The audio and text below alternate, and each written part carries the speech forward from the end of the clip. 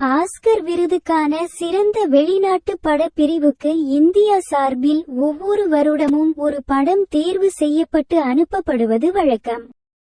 அடுத்த ஆண்டுக்கான விருதுக்கு மலையாள திரைப்படமான 2018 தேர்வு செய்யப்பட்டு அனுப்பி வைக்கப்பட்டது.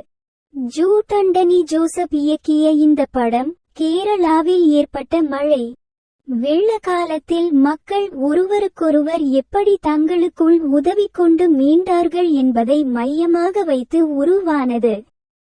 ரசிகர்களிடையே பெரும் வரவேற்பையும் பெற்றது.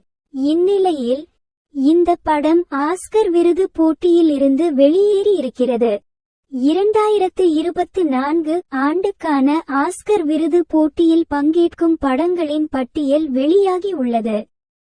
அதில் நாமினேஷன் சுற்றில் கூட தேர்வு பெறாமல் 2018 திரைப்படம் வெளியேறி இருக்கிறது. இந்த தகவல் இந்திய ரசிகர்களுக்கு ஏமாற்றத்தை ஏற்படுத்தியுள்ளது. நம்ம சேனலை like, share, comment and subscribe பண்ணிருங்க.